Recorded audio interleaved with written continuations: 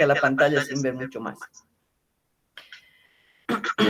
Entonces ahora estamos en la tercera clase y como les había comentado ayer, he dejado uno de los exámenes complementarios para comentarlo con un poquito más de detalle y luego en una segunda parte, de manera muy breve, vamos a hablar del abordaje inicial del paciente con patología renal.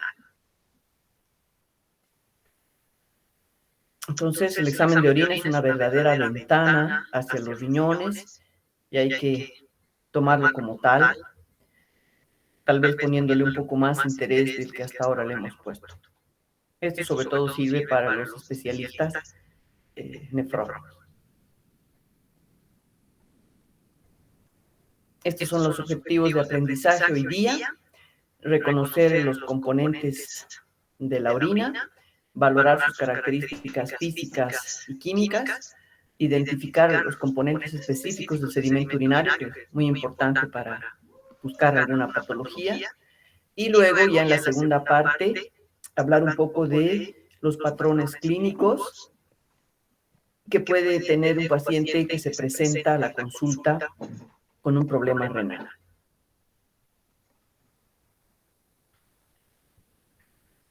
Bien, el examen de orina. En esta diapositiva quiero llamar la atención sobre la serie de palabras que están escritas en rojo, porque son, creo que, el mensaje más importante en esta diapositiva.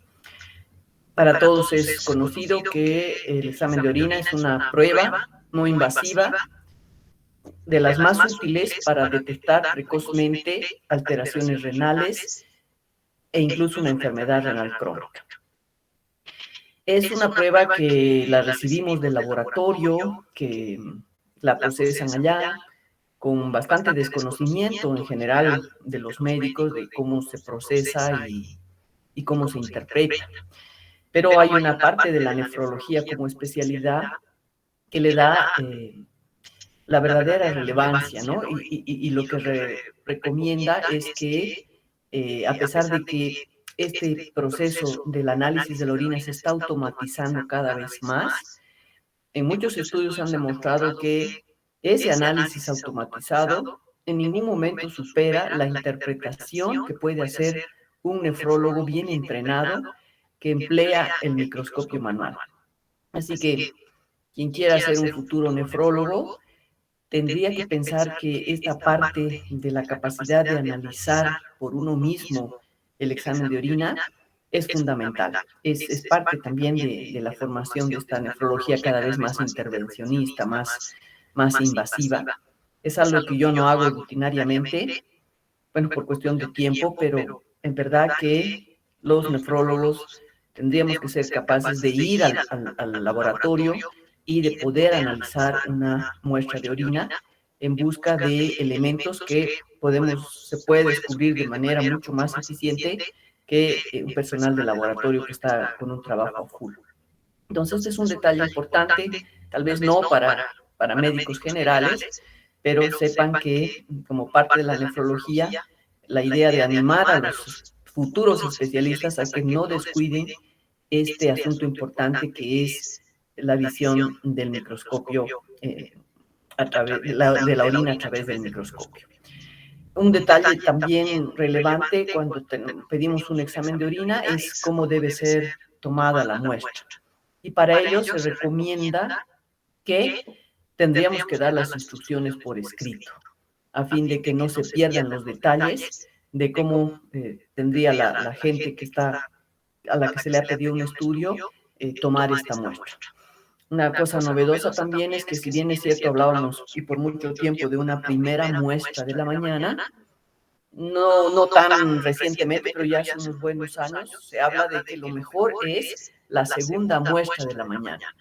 Entonces hay que cambiar un poco ese concepto. Hablamos de una segunda muestra, no de la primera muestra, porque la primera muestra pues viene de una orina que ha estado almacenada en la vejiga por varias horas y que podría generar algún cambio en las sustancias que probablemente alterarían el resultado. Entonces ahora se habla de una segunda muestra de la mañana, no de la primera al saltar de la cama. Eso también hay que tomar en cuenta para cuando ustedes soliciten un examen de orina.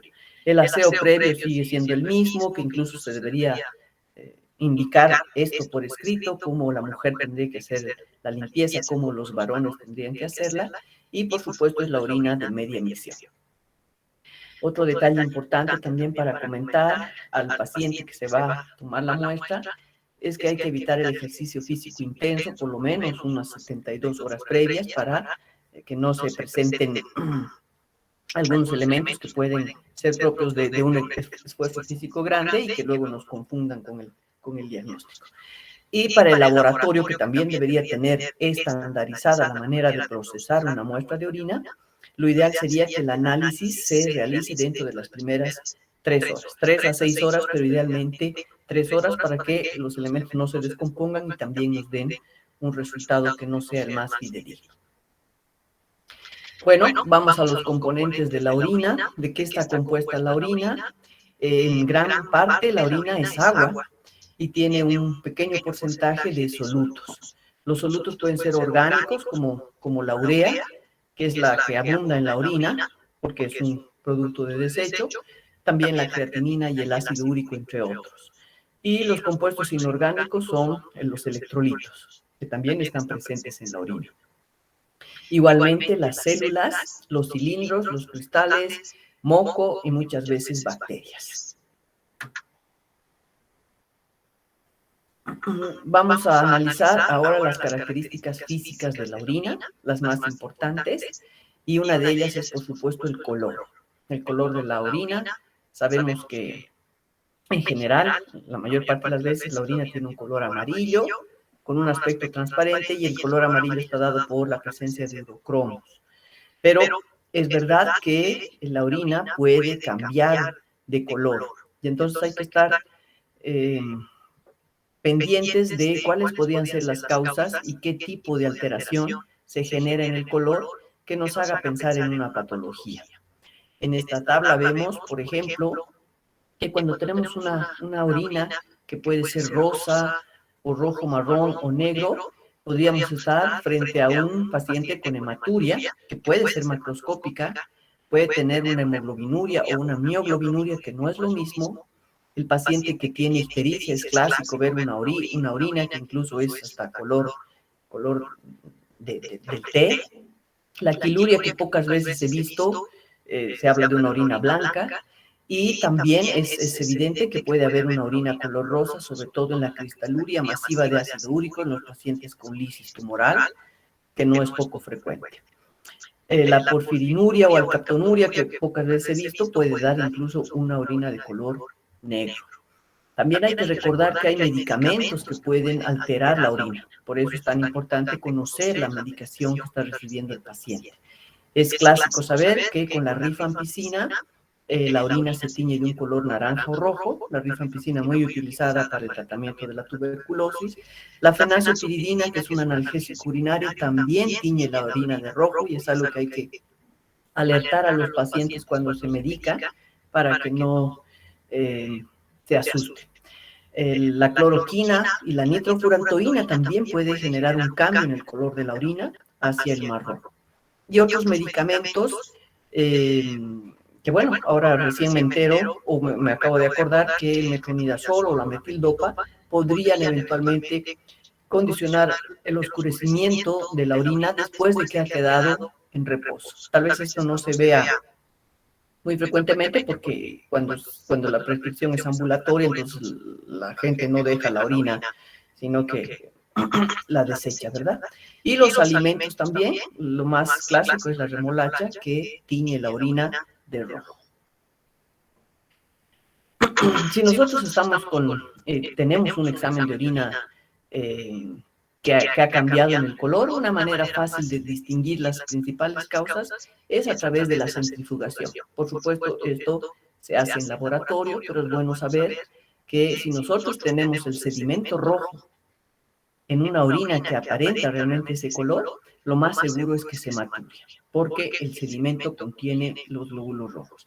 Pero si el sobrenadante es rojo, entonces se le aplica la tira reactiva. Y si la tira reactiva es negativa, entonces estas son las posibilidades: que el paciente tenga algunas de las causas que hemos visto en la previa tabla. Si la tira reactiva es positiva, entonces nuestras posibilidades son mioglobinuria o hemoglobinuria, ¿no? La mioglobinuria, que tiene que ver con la destrucción de los músculos por algún fenómeno de rhabdomiólisis, o la hemoglobinuria, que tiene que ver con la hemólisis, ¿no? Entonces, si estas dos posibilidades son las que concluimos cuando la tira reactiva es positiva, entonces acá se pasa a ver el color del plasma, que si es claro, entonces estamos frente a mioglobinuria, y si es rojo, es hemoglobinuria. Entonces, idealmente, tendrían que hacernos este proceso en el laboratorio para poder distinguir de mejor manera cuando una orina es roja, a través de la centrifugación. Si seguimos adelante con las características físicas, hablamos también del aspecto, que en general la orina es límpida, es transparente. Pero si es turbia, por supuesto que hay que traer a la mente la posibilidad de causas no patológicas por la presencia de células epiteliales en gran cantidad que pueden estarse descamando de los túbulos, o también la precipitación de uratos por el frío o fosfatos amorfos en una orina postprandial. Tampoco hay que dejar de pensar que puede haber una contaminación vaginal, fecal o por semen. Entonces, por supuesto que no vamos a hacer un análisis aislado de cada una de las características físicas de la orina. Todo en conjunto nos va a permitir llegar a un diagnóstico, pero hay que tener en mente, con cada alteración que vamos descubriendo, las posibilidades. Y las causas patológicas para que una orina esté turbia, entonces puede ser la piuria en un proceso infeccioso, la bacteriuria o la lipiduria. Otra característica de la orina es la densidad urinaria. Y hoy por hoy la densidad urinaria se mide de manera más precisa por refractometría. Realmente no estoy muy consciente si acá, por ejemplo, en el Hospital Viana donde trabajo, se utiliza esta metodología, pero va a ser momento para que pueda preguntar, porque había muchos otros procedimientos antiguos. Sin embargo, dicen que la más exacta es la refractometría, porque la tira reactiva, que también nos permite obtener una densidad urinaria, arroja resultados menos exactos debido a que mide solamente los componentes iónicos de la orina. Esto es bueno saberlo, porque en general la densidad urinaria pues nos viene dada por la tira. Pero ¿cuál es la relevancia de la densidad urinaria? Ver los valores, ¿no? Así estamos frente a una orina diluida cuando la densidad está entre 1 y 1.03. ¿Esto qué nos puede suponer o nos puede hacer pensar? En que el paciente está bebiendo agua de manera abundante, o también podría estar eventualmente con una diabetes insípida. Hablamos de una orina isostenúrica cuando la densidad está alrededor de 1.010. Y acá las posibilidades, entre otras, es que el paciente podría estar cursando un problema renal agudo o incluso una enfermedad renal crónica. Y la orina concentrada, donde ya tenemos una densidad urinaria de 1.030, podría ser compatible con deshidratación, la presencia de proteinuria o glucosuria.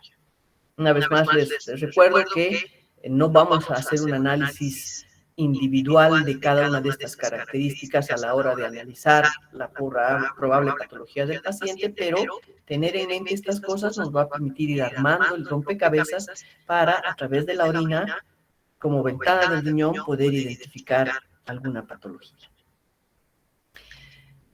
Aún así, la densidad urinaria no es la mejor para medir en general, ¿no? Lo que representa mejor esta característica física de la orina es la osmolalidad. La osmolalidad se mide con un osmómetro, que por ejemplo en el Hospital Viedma no contamos, por eso no tenemos la osmolalidad medida, que es un problema a la hora de hacer algunos análisis en algunas patologías. Pero lo interesante de la osmolaridad y que es más exacta, porque depende exclusivamente del número de partículas presentes en orina. Entonces, tanto la densidad como la osmolaridad, más o menos la idea es ver el número de partículas presentes en orina. No es influenciada por la temperatura o la concentración de proteínas, pero sí la glucosuria podría incrementarla. Esto también es algo muy importante y el resultado se informa en miliosmoles por kilogramo de agua. Los valores también varían mucho, pero más o menos 400 miliosmoles, puede llegar hasta 1200 de osmolalidad, que es un valor muy importante cuando estamos hablando de alteraciones del agua. Entonces, la osmolalidad es mucho más fiable que la tira reactiva o incluso el refractómetro que habíamos comentado para evaluación de patología urinaria. Entonces, sería una gran ventaja contar con la osmolalidad para poder hacer las interpretaciones. Y bueno, ¿por qué es tan importante la tira reactiva universal? Porque nos permite valorar las características químicas. Habíamos estado viendo las características físicas, ahora estamos con las características químicas y la primera que nos arroja muchas de ellas es la tira reactiva universal, que es esta. El gran problema de la tira reactiva es que es una determinación solamente cualitativa o semi-cuantitativa de propiedades como la densidad, el pH y los elementos que pueden estar presentes en la orina. Pero ¿cuál es la ventaja? Pues que tiene una simplicidad de aplicación, es solo meterla en la orina, sumergirla y luego hacer comparaciones con en este cuadro de referencia para ver la presencia o ausencia de estas sustancias. Además es de bajo costo y tienes relativa estabilidad. Así que en general la orina se analiza por la tira reactiva, aunque conociendo sus ventajas y limitaciones. Si seguimos comentando ahora de las características químicas de la orina, todas ellas dadas por la tira reactiva, es importante hablar sobre el pH, ¿no? Y ir demostrando o viendo que la tira tiene un rango de cobertura de 5 a 8.5 y que se vuelve mucho menos exacta con valores de menos 5.5 y más de 7.5 de pH. Por eso también hay que considerar cuando viene fuera de este rango que podría no ser tan exacta la determinación del pH. ¿Qué es el pH? Pues el pH sabemos que refleja la presencia de hidrogeniones en la orina, pero no necesariamente la carga ácida. ¿Por qué? Porque ya lo van a ver cuando vean la alteración del metabolismo ácido-base, la mayoría de los hidrogeniones en orina se eliminan en forma de amonio y no como hidrogeniones libres. Entonces, ¿qué nos haría pensar una orina con un pH menor a 5? Pues que estamos frente a una acidemia, que puede haber una depresión de volumen, o el paciente puede estar desnutrido, diarrea, o tiene algún tipo de bacterias, sobre todo productoras de ácido, como la Escherichia coli, o incluso una dieta hiperproteica. Entonces, si vemos un pH ácido, habría que tratar de recordar las probables causas dentro del entorno clínico del paciente, claro que sí, del marco clínico. Y si tenemos una orina alcalina con un pH mayor a 7, el paciente podría tener una hiperventilación, podría estar vomitando o podría tener una acidosis tubular, la clásica que es la renal distal, o bacterias también de otro tipo, o incluso ser vegetariano.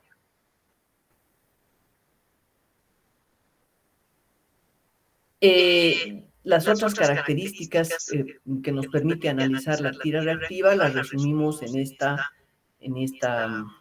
tabla, porque también hemos visto que la tira reactiva puede detectar la hemoglobina, pero hay que estar conscientes que hay falsos negativos y falsos positivos en cada una de las características que analiza.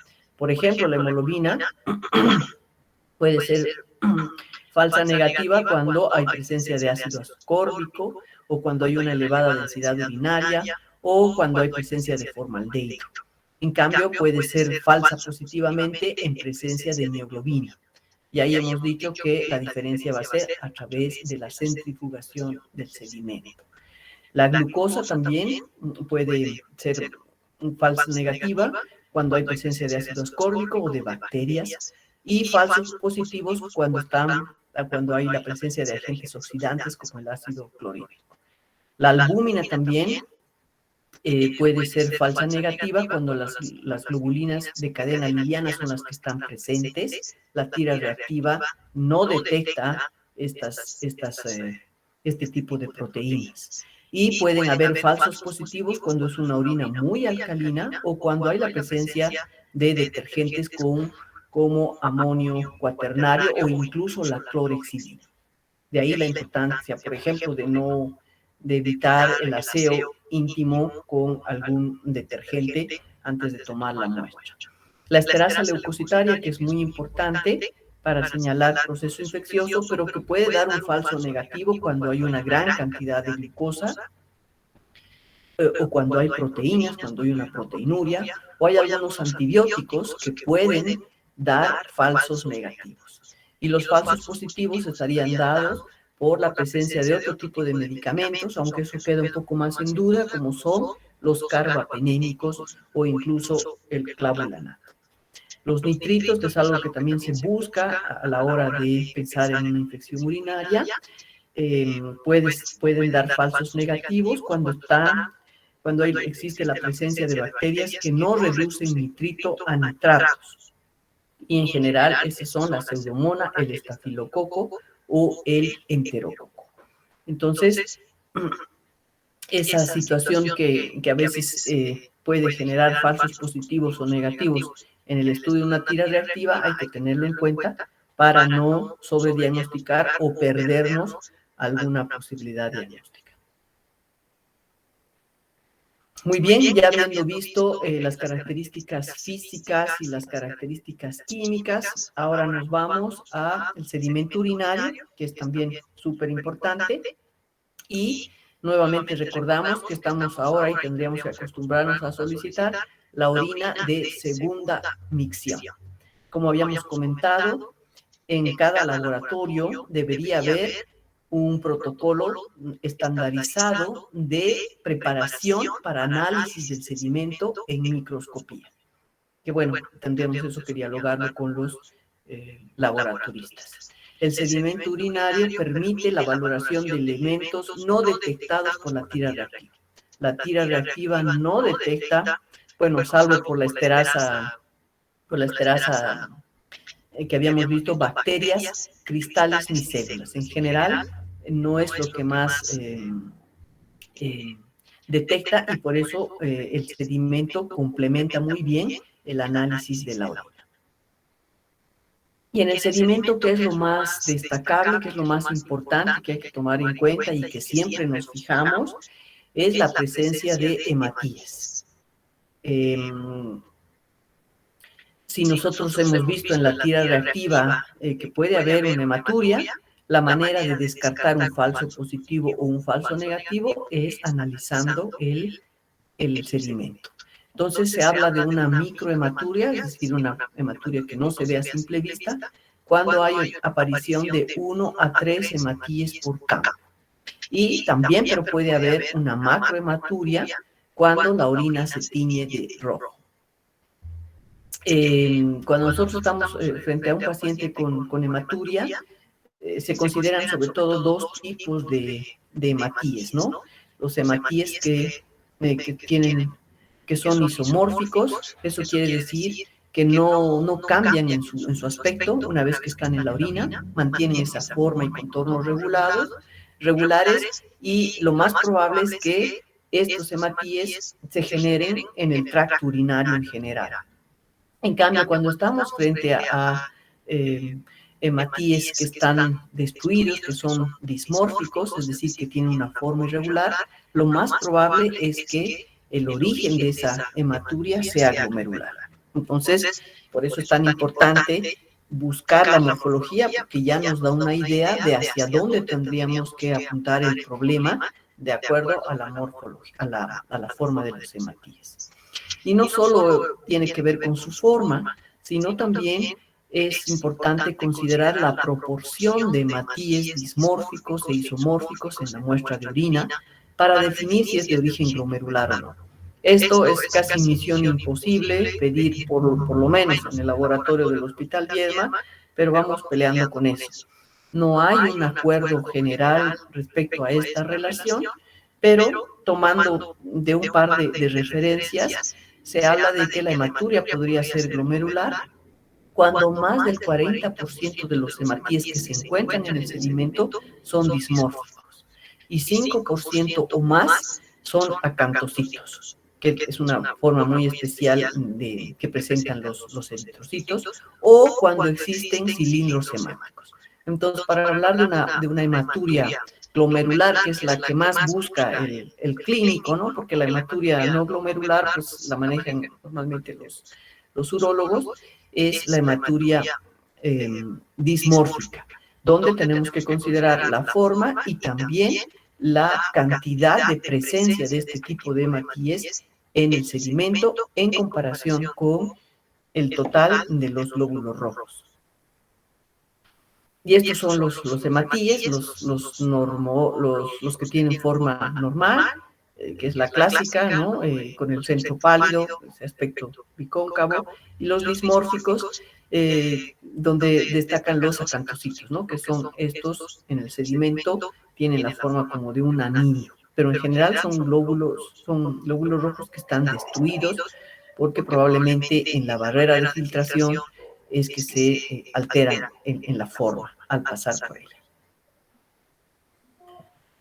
Y esta también es una tabla clásica que vale la pena tenerla en cuenta porque nos ayuda para hacer los diagnósticos clínicos, cómo podemos, en definitiva, discriminar cuando tenemos una hematuria glomerular y una hematuria de origen urotelial. Ahí, para nosotros es muy importante considerar la variable del color, donde la hematuria glomerular es un rojo oscuro, o Coca-Cola, en cambio en la hematuria urotelial se dice que más bien es rojo brillante. Si hay presencia de coágulos, lo más probable es que estamos frente a una hematuria urotelial. Si hay proteinuria, entonces es muy probable que esta acompañe a la hematuria glomerular, porque el problema, ya hemos dicho, es a nivel de la nefrona, de la barrera de filtración. En cambio, en la hematuria urotelial esto no es común. La morfología de los eritrocitos, ya hemos dicho, dismórfica en la hematuria e isomórfica en la hematuria glomerular y normal en la hematuria urotelial. Los cilindros hemáticos sí pueden estar presentes y son patognomónicos, pero no están siempre en la orina. En cambio, esta situación no se presenta en la hematuria urotelial. Y la presencia de acantocitos, que son un tipo de glóbulos rojos dismórficos que sí está presente en la hematuria glomerular y no en la hematuria urotelial. Entonces, con esta tablita podemos, si es que nos dan un buen informe en laboratorio, hacer el diagnóstico diferencial. E idealmente, pues, uno mismo tendría que ver esto, por lo menos hablando de los nefrólogos. Luego pasamos a los leucocitos. Los leucocitos en orina, vemos que la tira reactiva detecta a partir de 10 leucocitos por mililitro, pero en orina centrifugada basta con que sean 5 leucocitos para hablar de presencia de leucocituria. ¿Cuáles son los más frecuentes leucocitos en orina? Pues son los neutrófilos, ¿no? Que se encuentran en caso de muchas patologías, ¿no? Desde la infección hasta que sea una contaminación o un proceso glomerular o un proceso intersticial, pero son la mayoría. Los eosinófilos son visibles y antes se les prestaba mucha atención porque teóricamente a través de esta tinción de Hansel eran también muy frecuentemente encontrados en episodios de nefritis tubulointersticial alérgica o en glomerulonefritis rápidamente progresiva, pero también en prostatitis. Esto es algo que ya, si aparecen, pues bárbaro, ¿no? Pero no muchas veces los informan. Los linfocitos, que son más raros, cuando uno está con linfocitos, una de las causas es el rechazo celular en trasplante, pero obviamente eso en pacientes que han recibido un injerto. Y los macrófagos, que tampoco son muy frecuentes, y cuando están visibles dentro de todo el contexto del paciente, se podría pensar en glomerulonefritis o una infección por virus BK, que esto también se da con alguna frecuencia en los pacientes trasplantados. Las células renales epiteliales tubulares, que también son importantes, pueden ser redondas u ovales con un núcleo central y derivan de la exfoliación del epitelio tubular. No están presentes en individuos sanos. Y el hallazgo ha estado muy relacionado con casos de injuria renal aguda, incluso llegando a formar cilindros epiteliales. Entonces han habido muchos estudios respecto a que podrían ser un marcador de injuria renal aguda, ¿no? Hay gente que sigue utilizando, pero una vez más, pues requeriría el concurso de los nefrólogos para darse el tiempo de buscar estas células en pacientes que tienen alteración de la función renal. Pero es bueno saber que se presentan sobre todo y se sospecha de daño renal agudo cuando son vistas en el sedimento. Bueno, luego tenemos los cilindros ya, para ir finalizando. Son estructuras que se forman en el lumen del túbulo distal y del túbulo colector. Su matriz es la proteína de TAM-Horsfall, que es secretada por las células de los túbulos y que le da la forma, ¿verdad? En base a esa proteína van adquiriendo esa forma tubular. El atrapamiento de varias partículas dentro de la matriz de TAM-Horsfall es que le confiere apariencias diferentes. Tenemos cilindros muy variados, aquí son destacables los cilindros hemáticos. ¿Cuáles son los más comunes y que, bueno, aparecen con cierta frecuencia? Son los cilindros hialinos. Y cuando estamos frente a cilindros hialinos, pues puede presentarse en personas que no tienen ninguna patología y también una enfermedad renal de cualquier tipo, o sea que no son muy específicos. Lo propio los granulares o los cereos, ¿no? Pero pueden señalar mediante su presencia de que hay alguna alteración en los riñones.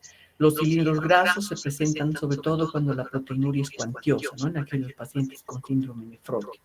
Y los hemáticos, que son los que mejor nos señalan la posibilidad de que estamos frente a una glomerulonefritis. Básicamente, una glomerulonefritis que también va muy de la mano con la hematuria glomerular. Entonces, acá si vemos cilindros hemáticos, realmente hay que preocuparnos y pensar que el problema es a nivel glomerular.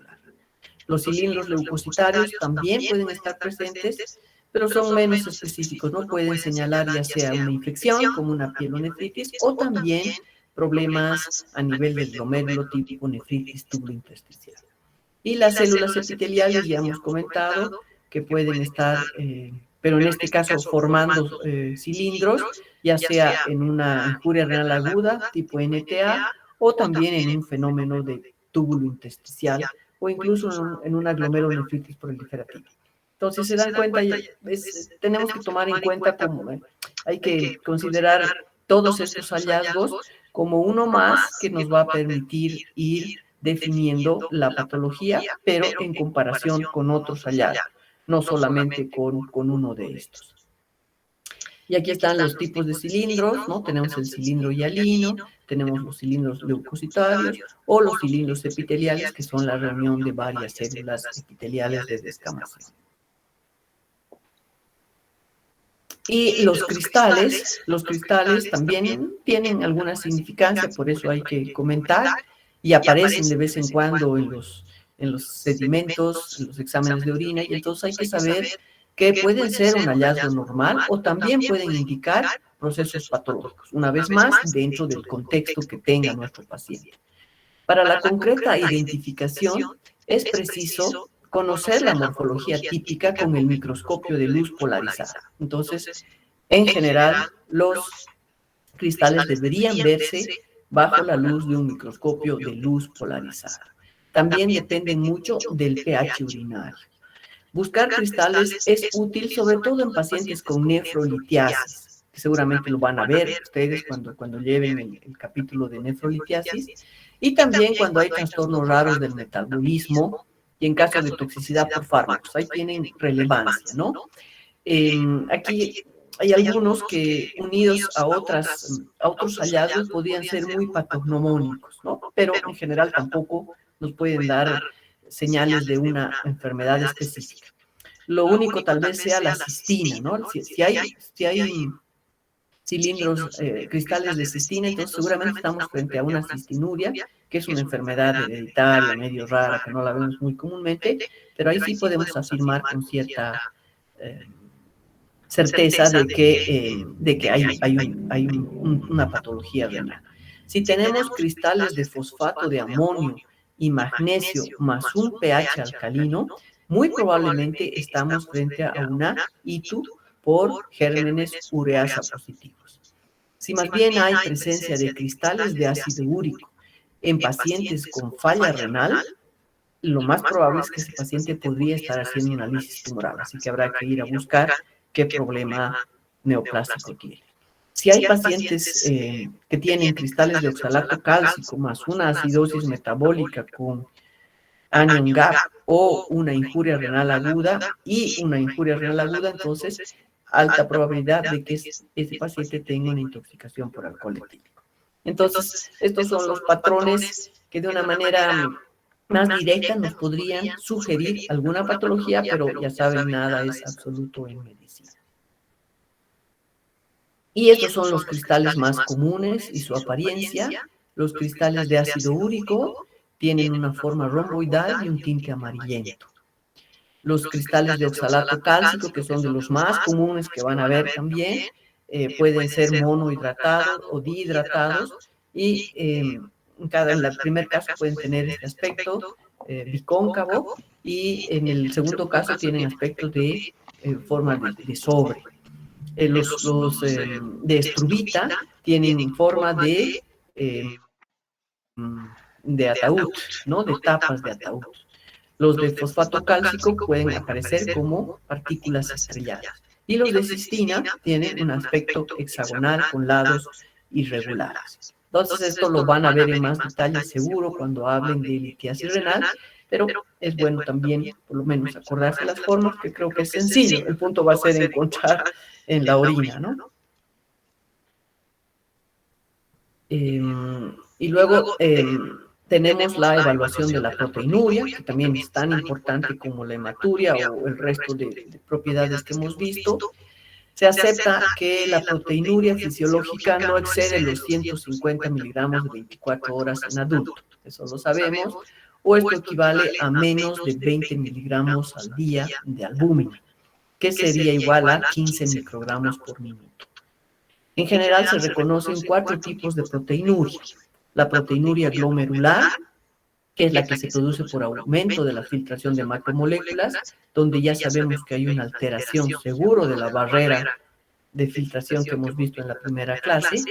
También puede haber una proteinuria tubular por pérdida de la capacidad reabsortiva del túbulo contorneo proximal. Hemos visto que proteínas que puedan pasar o filtrarse a la cápsula de Bowman son reabsorbidas en mayor cantidad en el túbulo contorneo proximal. Entonces, patologías que afecten al túbulo contorneo proximal pueden determinar la pérdida de estas proteínas, que son de bajo peso molecular, ¿no? Como la beta-2 microglobulina, y que no son captadas por la tira reactiva. Eso hay que tenerlo en cuenta, ¿no? La tira reactiva solo detecta la albúmina.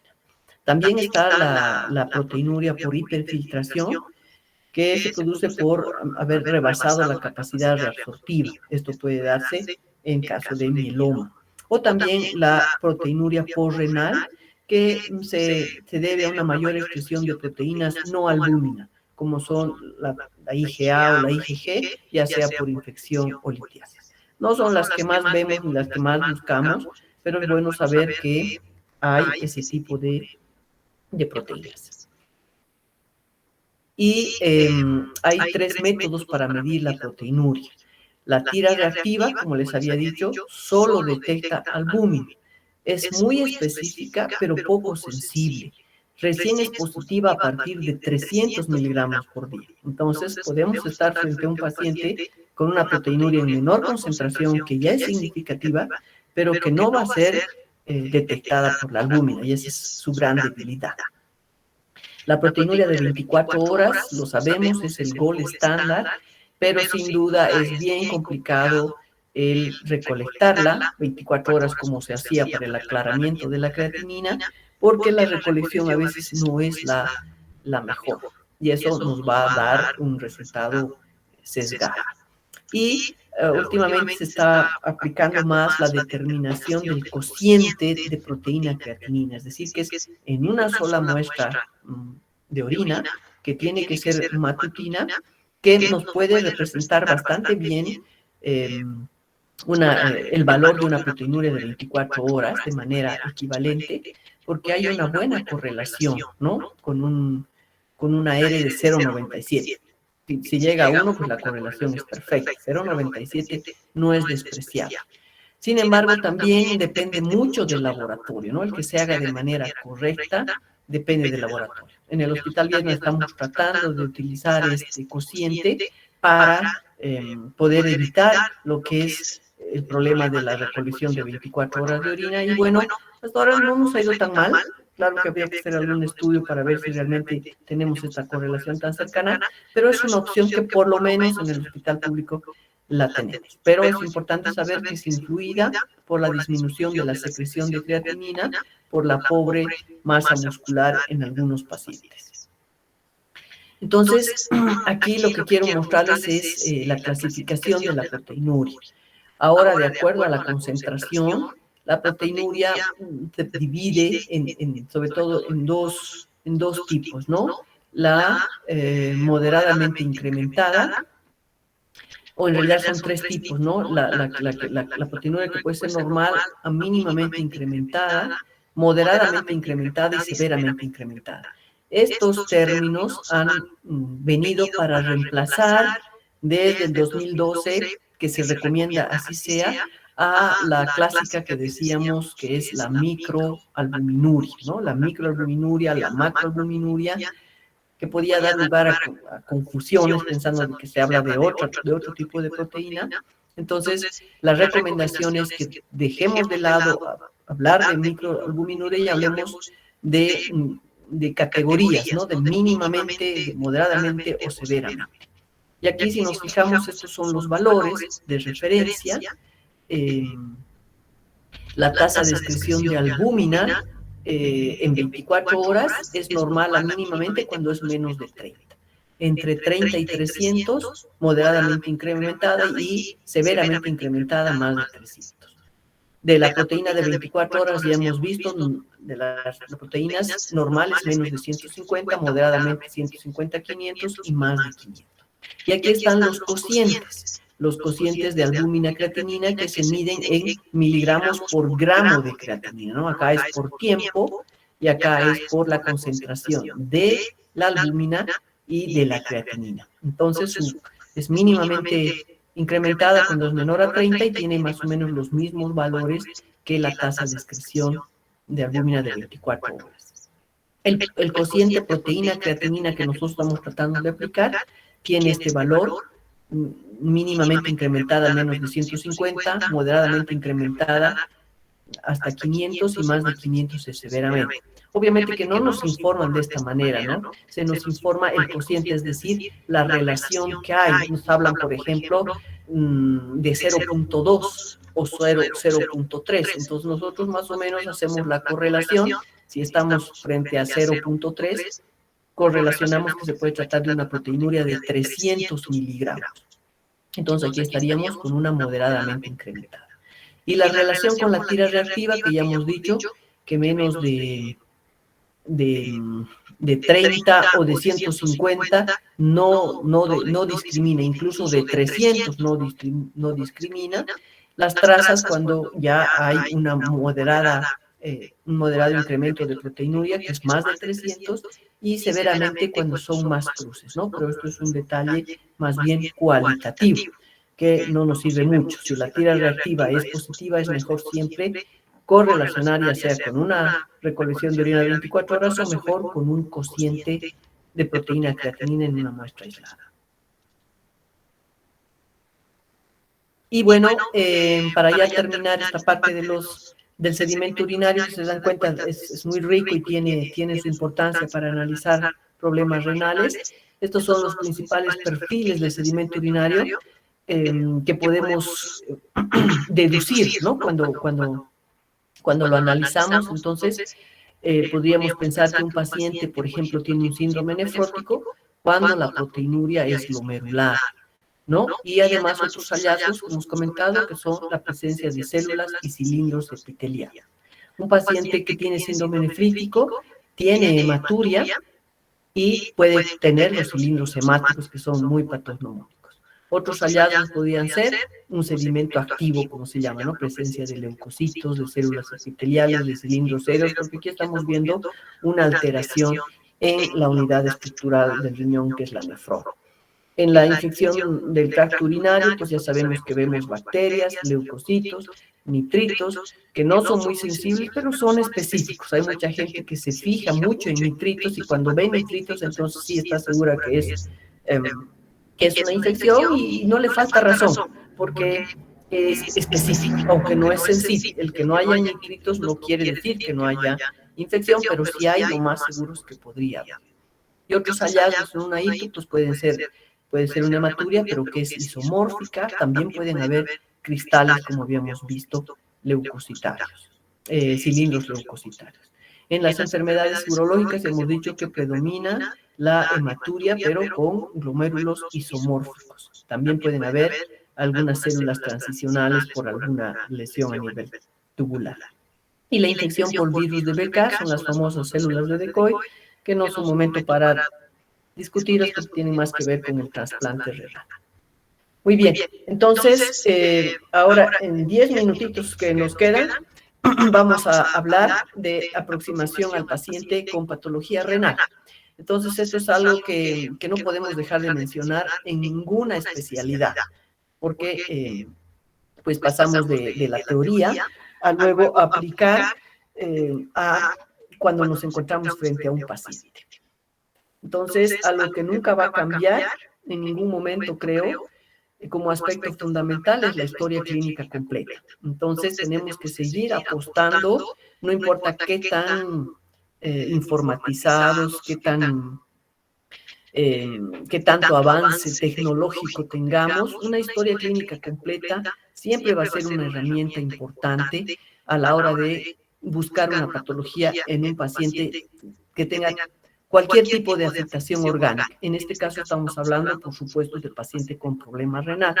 Es una historia que nos va a permitir saber el proceso por el que consulta, ¿no? Estamos hablando de la enfermedad actual. Ser minuciosos cuando viene el paciente, por qué y cómo es que consulta, desde cuándo tiene el problema, cómo lo notó, y todas las cosas que ustedes ya conocen muy bien en una historia clínica.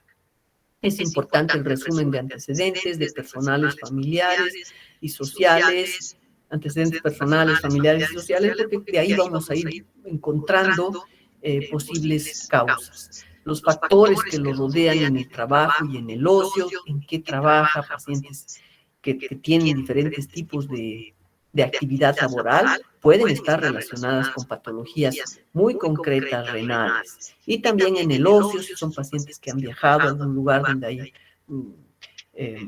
una enfermedad endémica o algo así, es muy importante. Y otro detalle súper importante, yo creo que para todas las especialidades, pero muy particularmente para la nefrológica, es la medicación que reciben, ¿no? Ustedes saben que hay buena parte de los casos de enfermedad renal aguda y crónica que se deben a una medicación indiscriminada o a una medicación mal supervisada. Entonces, es muy importante hacer hincapié en la medicación que recibe el paciente. Por supuesto, vamos a terminar una primera consulta en un paciente después de haberle hecho una historia completa, haberlo revisado físicamente y seguramente en esa primera consulta vamos a pedirle unos exámenes complementarios. ¿Cómo se presentan las enfermedades renales en la consulta? ¿Realmente hay algún patrón que nos ubique? La verdad es que no es algo muy concreto ni totalmente privativo de un problema renal, algún síntoma o así, ¿no? Pero sí se consideran tres grupos, ¿no? Los enfermos sintomáticos son aquellos que tienen síntomas directos o indirectos de daño renal, que en general no hay muchos, ustedes saben, ¿no? Ya en enfermedad renal crónica veremos algunos, pero sí pueden venir con la clásica, ¿no? Queja de, por ejemplo, la orina con sangre, que se le hinchen los pies, que se le hinche la cara. Entonces ahí, aunque no es exclusivo, pero nos haría pensar que hay un problema renal, ¿no?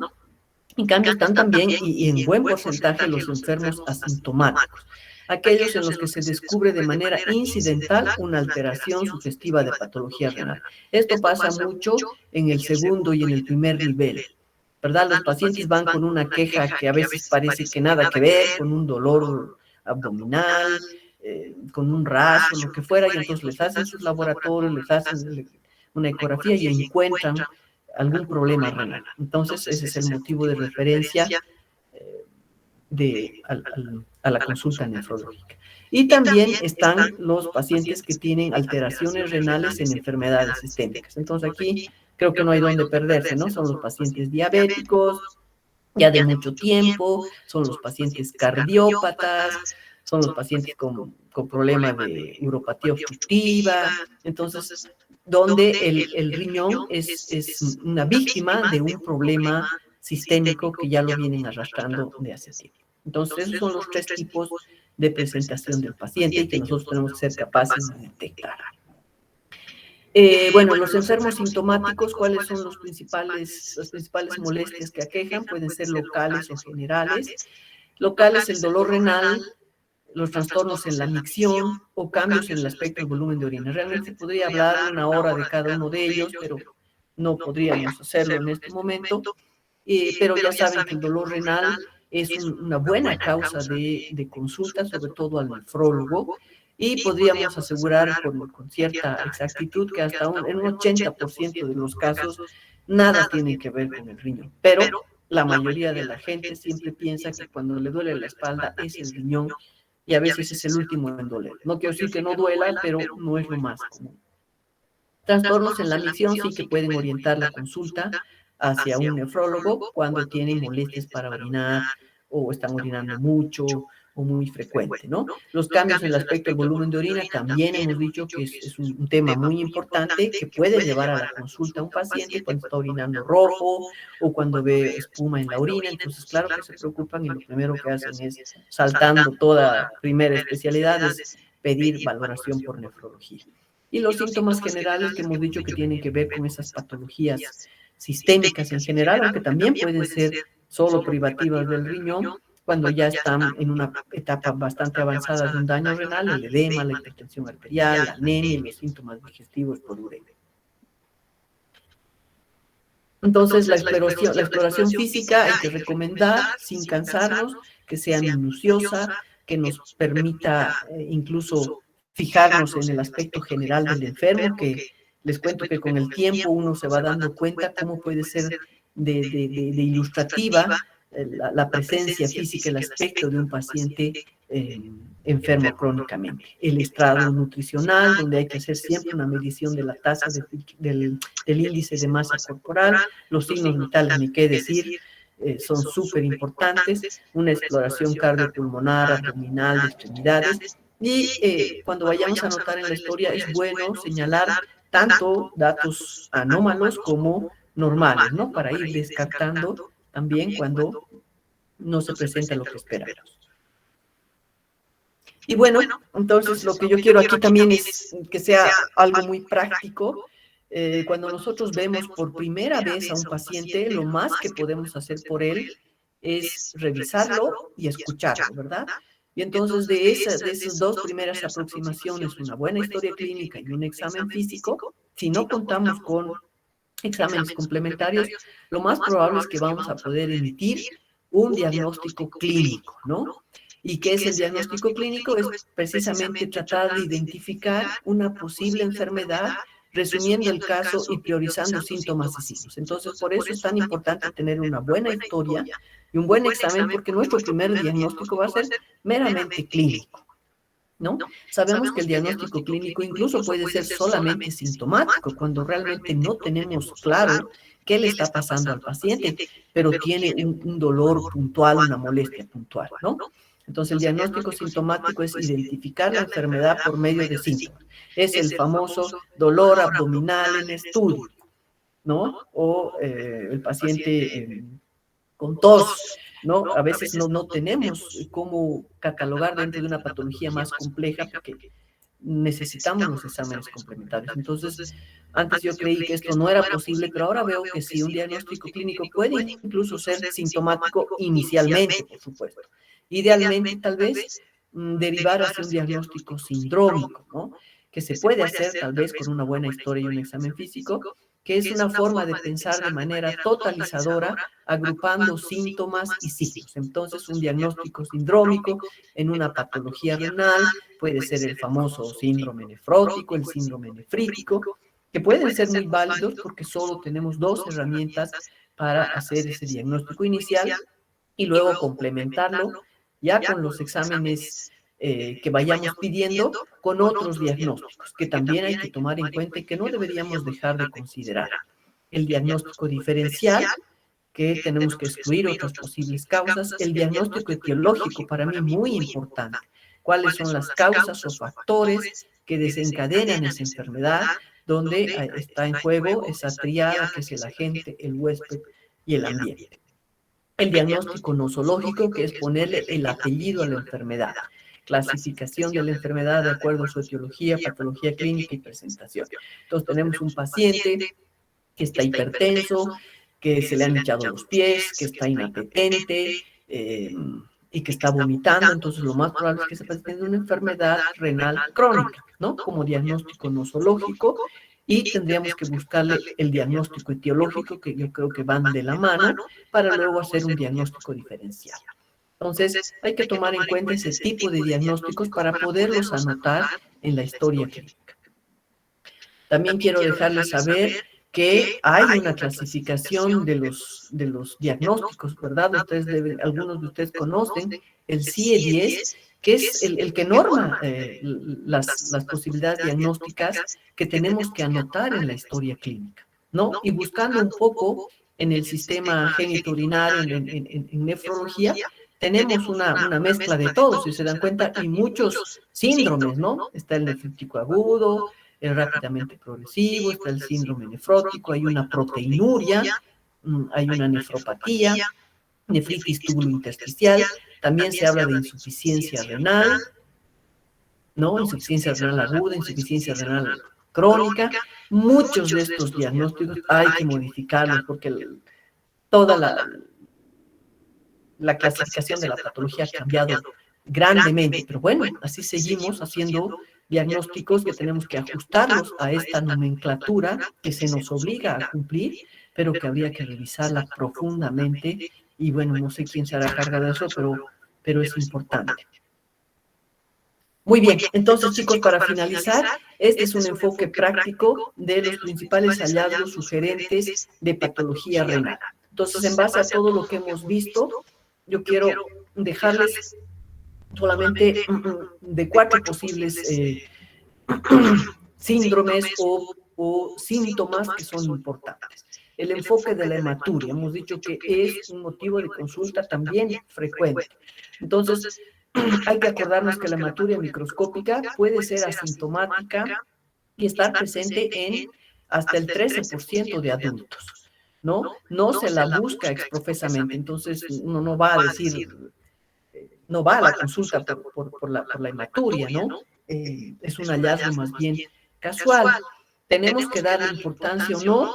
Bueno, hemos dicho que puede ser asintomática e idiopática en un 13% de adultos, pero también puede ser signo de enfermedad renal y no hay que ignorarla, sobre todo en personas mayores de 35 años. ¿Cómo enfocaríamos la hematuria? Bueno, hay que tomar en cuenta, yo creo, para el diagnóstico, así muy resumidamente, la edad del paciente. Si es un paciente ya añosito, mayor de 35, de 50 años, no hay que dejar de pensar que puede tener una neoplasia, ¿no? Para ello, por supuesto, ya ustedes están en mente, tienen que ver si es glomerular, no glomerular.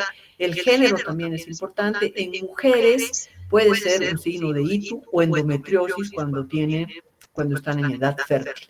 Y en varones nunca hay que dejar de pensar que tienen la hiperplasia prostática, pero dependiendo de la edad, por supuesto. Antecedentes familiares importantísimos porque también está presente en pacientes con daño renal crónico o con litiasis, es también otra causa de hematuria importante. Y otros antecedentes personales, hay que ver si no ha tenido una infección previa de amígdalas, porque ahí estaríamos pensando en una glomerulonefritis, o la medicación que recibe, ¿no? Que puede haber una hematuria que no es real, y entonces tenemos que buscar la medicación que está recibiendo. Las causas de hematuria son miles, aquí tenemos causas renales, las causas de todo el sistema colector, de la vejiga, hay incluso algunos que simulan la hematuria, ya hemos visto, entonces hay que tener en cuenta eso. Y lo más importante que quiero mostrarles, de manera muy breve, casi bastante simplificada, pero que creo que es una primera aproximación de la hematuria, si nosotros tenemos los glóbulos rojos en orina que persisten, no estamos hablando de una hematuria en una primera instancia, sino probablemente en 2 o 3 muestras, tomada de una manera correcta la orina. Entonces, si hay presencia de glóbulos rojos en orina, tenemos que, por supuesto, acá tal vez me ha faltado, evaluar qué tipo de hematuria es, ¿no? Tenemos que ver si es hematuria glomerular, hematuria del tracto genitourinario, pero si fuera una hematuria glomerular, digamos, entonces hay que ver si tiene proteinuria o tiene cilindros hemáticos. Si no tiene, entonces tenemos que ir a la ecografía renal. ¿Qué pasa con la ecografía?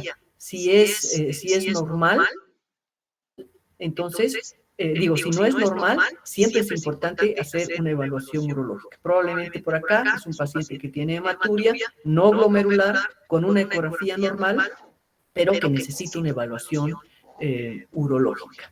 En la evaluación urológica, si esta es anormal, probablemente le van a hacer una cistoscopía o una angiotac. Si estas son normales, no hay que dejar de pensar que en una evaluación metabólica y una observación para derivar, si es preciso, en una biopsia renal.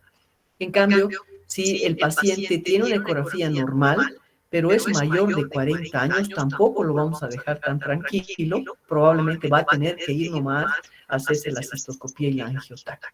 Si no tiene más de 40 años, podríamos ser más contemplativos y hacer una evaluación metabólica y observación. Pero finalmente hemos visto que la biopsia renal, sobre todo, es discutible. Cuando vean glomerulopatías, lo van a discutir con el médico que les toque darle, con el nefrólogo, pero si hay hematuria y proteinuria, entonces lo más probable es que ese paciente va a necesitar una biopsia renal, porque es una combinación peligrosa que no hay que dejar de tomar en cuenta, puede deberse a un problema de la nefróloga. Y la proteinuria que es el segundo síntoma o hallazgo, que es muy importante no dejarlo pasar. La proteinuria hemos dicho que comienza con la tira reactiva, aunque tardíamente, porque ya cuando tenemos más de 300, recién aparece.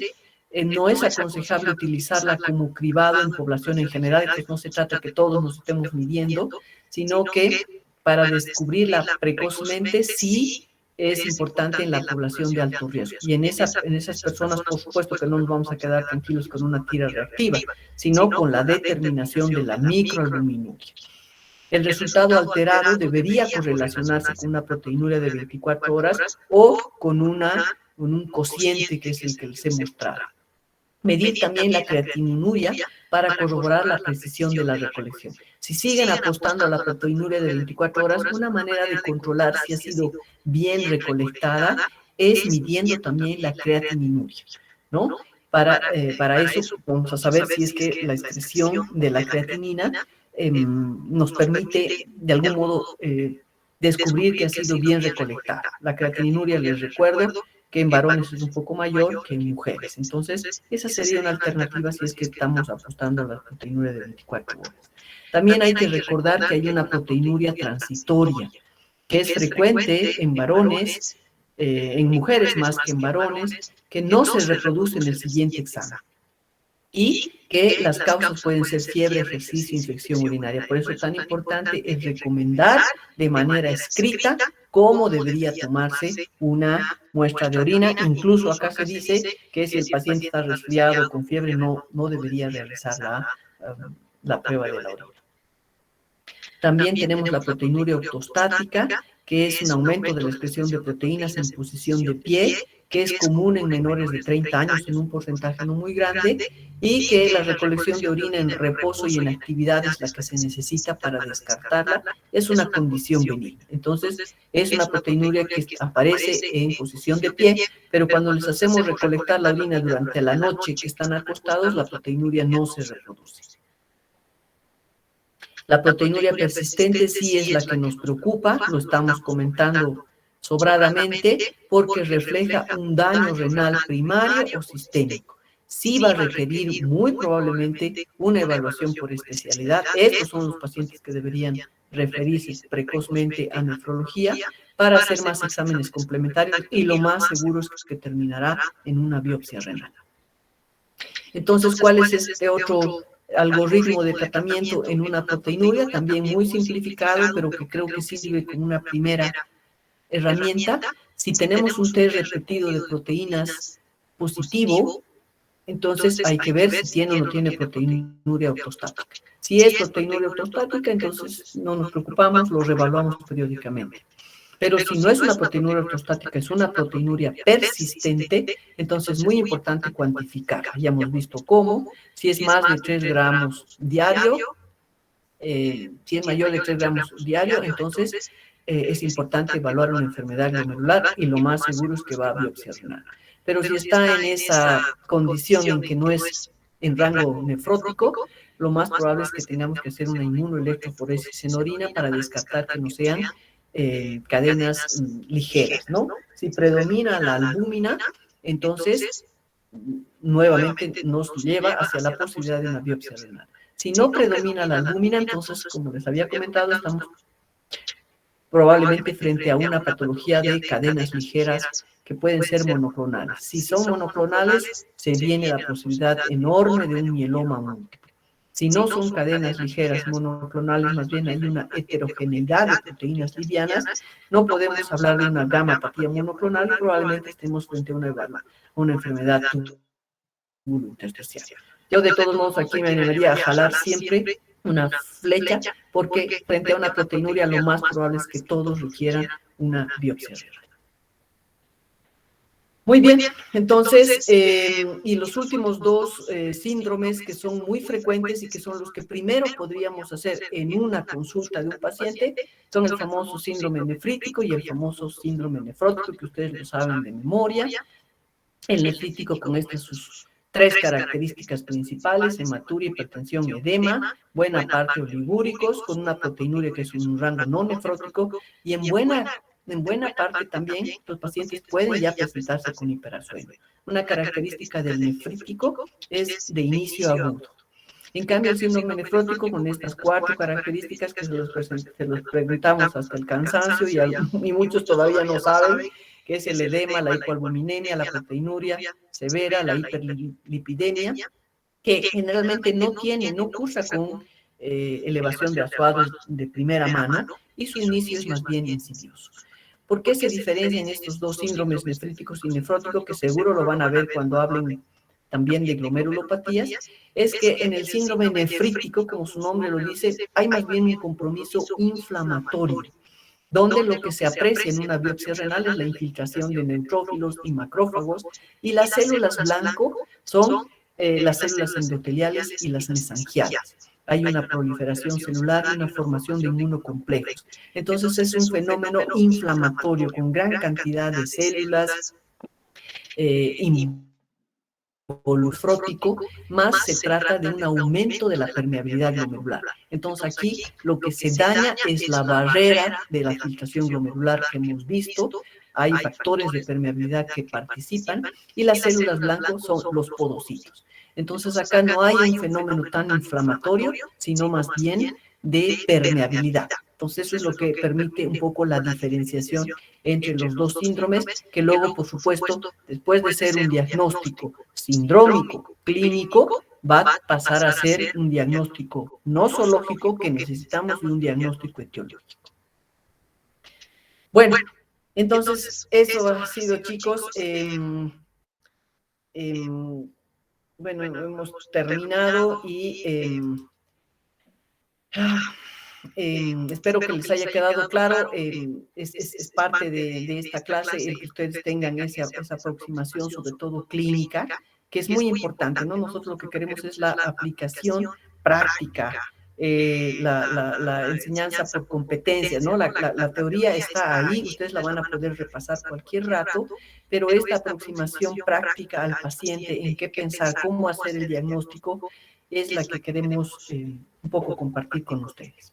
Así que eso ha sido todo por hoy.